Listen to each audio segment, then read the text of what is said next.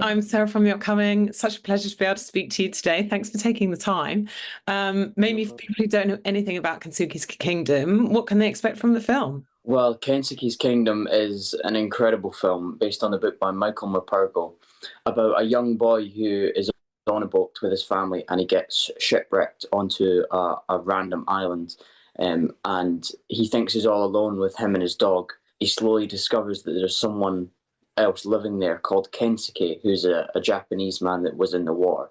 And he also got washed up onto that island many, many years ago. And it's a very nice hand-drawn animation film about that story, and basically it tells the story of Michael, the young boy who washes up on the island, and about how he befriends Kensuke and their relationship compared to his with his family. Amazing. And were you already familiar with the book? I mean, I know it's from back in 1999, so I don't know whether you read it or had it read to you when you were growing up, or when you had the idea of coming on board with the film. Did you go back and revisit it? What was your relationship to the original material? Well, I knew of the book, but I hadn't read it in school. I know a lot of people have actually, but my friends have actually read it at their old schools, but I never read it at mine. But when I got the edition for the film, I mean, I knew of the book anyway, but I definitely bought the book and started reading over it, just so I could get an idea of what it was kind of about. So And what about this character of Michael? How did you kind of approach voicing this character? I mean, he's, quite naive, particularly at the beginning of the film. He does make lots of mistakes. But ultimately, you always feel like his heart is in the right place. Often he's doing things for the best of reasons, whether it's, wanting to bring Stella the dog on the boat, or making sure that she's okay when they're in the storm, etc., etc. So what was your approach to voicing this character? well, I think the biggest thing that was kind of a challenge for me was making sure that I got the accent right. Um, and that's because I'm from Scotland, and in the film, I do an English accent. And throughout the audition, they've asked me to do it in either English or my own accent. And I said at the first audition, do you mind if I do this in English? Just to see what it sounded like. So I did it in English and I got the part, and they decided that they wanted me to do it in English. So that was the biggest challenge for me, is trying to make sure that was consistent through the whole time. But yeah, I think Michael's pretty similar to me, so it wasn't that hard to have that different character in me. When we were recording as well, I had like storyboards and things that I was able to look at, and I had like obviously images of Michael, so I could see what he looked like as well and what he was doing in that scene, so it was a lot easier. And an amazing fellow cast as well, and Killian Murphy, Yeah. Sally Hawkins, Rafi Cassidy. I know sometimes when you're voicing animation, you don't necessarily all get to be in the same room Yeah. together. But did you get to meet them? And I guess what was it like, just even being on the same lineup as these absolute veterans, of Yeah. cinema? So I think when I did the auditions, we actually got told who was in the film. So already that was quite like, oh, this would be a good one to get because of the incredible cast that we had. Unfortunately, I didn't get to meet Killian, Sally, or Ken. I did get to meet Rafi a few times actually. And we started recording in London, and then we got Rafi in because it was just during COVID or just before COVID. So we got Rafi in, and I did some scenes with her actually in the room with me, but I never got to meet anyone else, unfortunately. But that still could happen. We don't. The absolutely stunning style of animation. And I guess, I don't know how, like you said, maybe you had just had the storyboards to go on while you're actually voicing the character. And what moment did you actually get to see, the visuals? And were you really taken aback by just how beautiful they are? Yeah, well, I mean, Neil and Kirk have done an incredible job along with the whole entire team, but the animation is just incredible, and it's really crazy how something so hand drawn can make people feel so emotional. That's the one thing that people have taken back from the film, I think. As I said, I seen the storyboards and things as I was filming, but the first time I actually seen the full thing with all the color and everything on it was the first time I seen the film screening in London with everyone else. So all the crew and things had seen it multiple times before, but that was the first time I had seen the full thing. I know there were some sort of slight changes from the original book to what we see in the film. One of them being, how they can communicate on the island, and I guess that's one kind of key change. And I think something I really felt when I was watching the film is, there isn't so much dialogue all the time, and it does sort of make you maybe slow down and immerse yourself in this world, and you have sort of the sounds of the forest, the jungle. And I thought, in this day and age where everything is sort of short, sharp, sort of, everything's being thrown at you, there's a lot going on when you watch movies. There's something quite special about that and quite different to what we've been used to seeing. So do you think that's also a really beautiful part of the film? Yeah, definitely. I think they really, really did a great job with the script and everything. And the animation is just incredible. And it's just the feeling that people have taken away from it. Well, my parents anyway, is what they said to me, is that they couldn't believe something so. Some scenes have a lot of detail. Some scenes are just the characters on their own on a beach or something. But something so small, with the smallest amount of detail in the animation, can really trigger some emotions. And I love how they've also incorporated sort of that traditional Japanese style of Yeah. images as well, like in the flashbacks to understanding how Kensuke ended up on the island, and also images of his family. So that's a really nice sort of contrast as well to the other side of animation. Yeah, definitely. It's good to see that people love this kind of animation. That's incredible. So yeah. And in terms of what people can take away, I mean, I guess you mentioned some things there. And I guess it's thinking about like the bonds that we have with family, whether that be, your born family, your blood family, or a found family, as they sort of end up sort of forming on this island.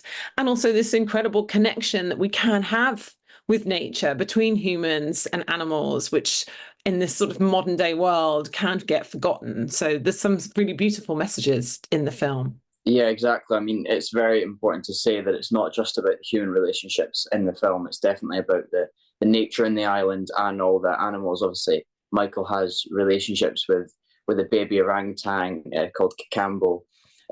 So it's very nice to see that the humans can have their relationships with the animals. That then obviously there's a quite drastic moment in the film where the poachers come onto the island and try to capture all the animals. But obviously, Michael tries his best to stop that, along with Kensuke as well. But it's very important to say that it's not just the human relationships in the film that make it so important.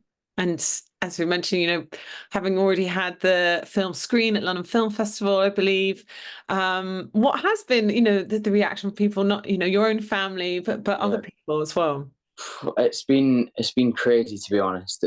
I've seen the film only 3 times now, but every time I've seen it, it has been very, very popular, and a lot of people have either came up to me or told someone to speak to me that they really enjoyed the film and they liked what everyone as a team had put into it, and it was just so nice to see something that could age really well. I think that's one thing that the team tried to focus on throughout the whole thing, was that you can watch this film in 20, 30 years time and it would still feel new. It's like if you went back and watched a Disney animation from 20 years ago, it wouldn't seem that much older than it is now. So it's really good that they've done that. And in terms of, animated films that you've grown up watching, do you have any favorites? And how do you think this kind of film maybe compares to the animated films that you love? Well, yeah, animation films have been a big part of my childhood growing up. I've loved everything Disney Pixar stuff, your classic Toy Story and stuff like that.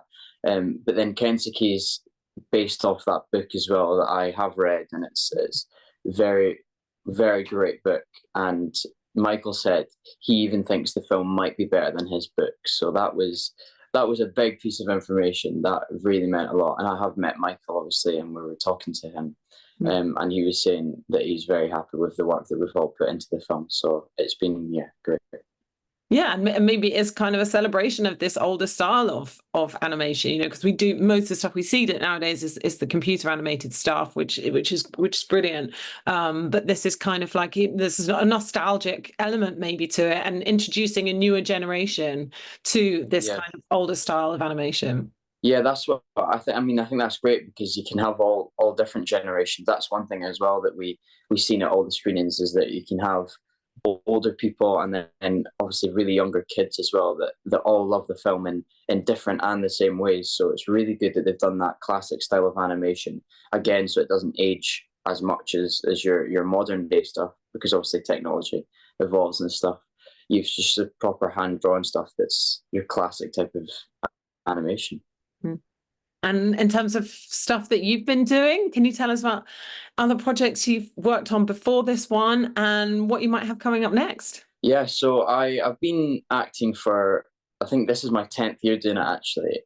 So it's been a while, but I started off in theatre. I still do loads of theatre. I absolutely love theatre. But I've done previous film and TV work as well. Like I was in Outlander. I played character Finn in Princess Mirabelle. I was a character called Marvin in a film called Puff and Rock.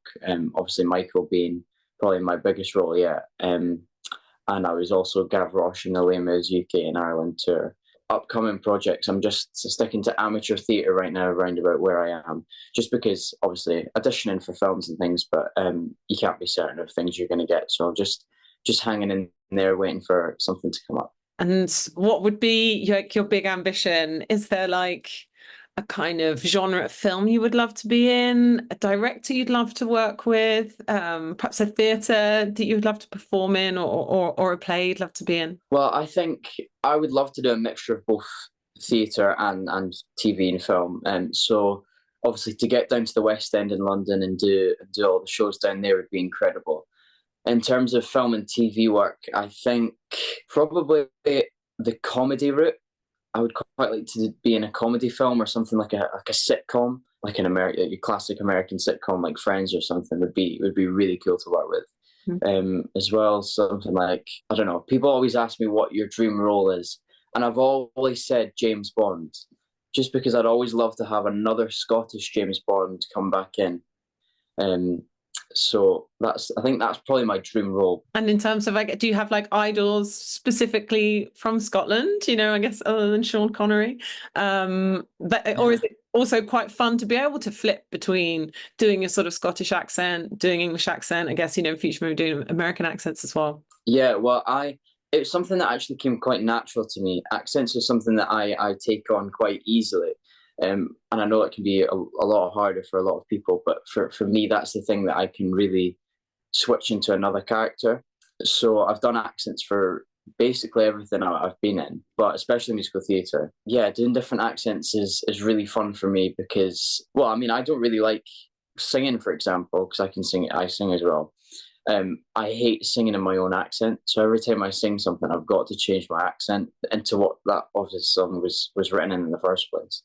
But I just hate doing things in my own accent, really, just because I can feel like I really switch into someone different when I'm doing another accent. Well, thank you so much for sharing all that with me. No problem. Really, congratulations on this beautiful film, and I can't wait for everyone else to see it in cinemas. Thanks a lot. Thank you. Thank you very much. Very nice to chat to you. Thank you. Have a great Thank you. Bye bye. Bye.